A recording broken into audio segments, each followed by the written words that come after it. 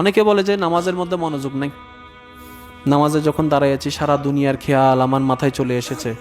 একটাবার ভেবে দেখেছেন আপনার নামাজ অবস্থায় কেন আসে, অন্য সময় কেন আসে না? কারণ শয়তান কখনো চায় না বান্দা তার আল্লাহর কাছে যাক, আল্লাহর রহমতের কাছে যাক, আল্লাহর প্রিয় বান্দা হোক, এটা শয়তান কখনো চায় না। এখন সে মাধ্যমের হাজারটা মাধ্যমের একটা মাধ্যম হচ্ছে নামাজ। বান্দা যখন নামাজে দাঁড়ায় তখন আল্লাহর রহমতের অনেক কাছে চলে যায়, অনেক কাছে চলে যায়, অনেক কাছে চলে যায়। যেমন নবীজি বলছেন, বান্দা যখন নামাজে সিজদায় যায় তখন তার কপালটা জমিনে লাগে না, আল্লাহ পাকের কুদরতি রহমতের দরবারে লাগে। তাহলে কতটুকু কাছে চলে যাচ্ছে একবার খেয়াল করে দেখুন। আপনি যখন নামাজে দাঁড়িয়েছেন, সিজদা দিচ্ছেন, শয়তানের তো এটা সহ্য হচ্ছে না, কারণ শয়তানের ওয়াদা ছিল, চ্যালেঞ্জ ছিল, আপনাকে আমাকে নিয়ে জাহান্নামে যাবে। তো নামাজের কারণে আমরা কাছে চলে যাচ্ছি, যার কারণে অন্য সময় সেই খেয়ালগুলো আসে না, নামাজের সময় যে খেয়ালগুলো আছে। কেন আসে জানেন? শয়তান আমাদেরকে অনুভব করাতে চায়, তুই তো নামাজের ভিতরে অন্যর খেয়াল করস, এই খেয়াল করস, সেই খেয়াল করস, এই নামাজকে আল্লাহ কবুল করবে, এই নামাজকে আল্লাহ পছন্দ করবে, এরকম নামাজ আল্লাহ পছন্দ করে না, পড়িস না, তো নামাজে মনোযোগই নেই, নামাজ পড়ার দরকার কি? এই খেয়াল করে যাতে আমরা নামাজ থেকে দূরে সরে আছি।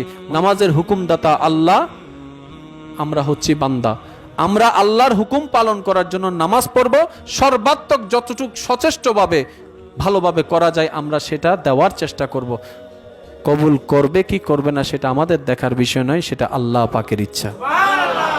মনোযোগ থাক কিংবা না থাক, নামাজ ছাড়া যাবে না। মনোযোগ আসুক কিংবা না আসুক, নামাজ ছাড়া যাবে না। এতটুকু তো বুঝতে পারছেন, সেটা আর কেউ না। আর শয়তান কেন আসলো মাঝখানে? যাতে আপনি আল্লাহর রহমতের কাছে যেতে না পারেন। তখন পারলে এতটুকু করেন, শয়তান সাহেব যা মন চায় তা করো, আমি রুকু বন্ধ করব না, আমি সিজদা দেওয়া বন্ধ করব না, তুমি যত আমারে জ্বালাবা তত আমি নামাজ আরো দীর্ঘ করে দিব। আগে তো তাড়াহুড়া করে সূরা ফাতিহা পড়ছি, আজকে সেটা করব না। শয়তানে বলবে যে 2 মিনিটের নামাজ, এখন তো দেখি 10 মিনিট হয়ে গেছে, আগে তো 2 মিনিট রহমত পেয়েছে, এখন তো 10 মিনিট পাইতেছে, থাক, তারা জ্বালানোর দরকার নেই, তুমি নামাজ পড়া শেষ করো, 2 মিনিটটাই বালা। শয়তানের সাথে যুদ্ধ করতে হবে এরকম ভাবে। শয়তানের যেটাকে না বলবে আপনাকে আমাকে সেটা হ্যাঁ বলে দেখাইতে হবে। শয়তান চাইবে আপনি আমি যেন আল্লাহর দরবারে ঝুঁকে না যাই, সুবহান রাব্বিয়াল আলা না বলি।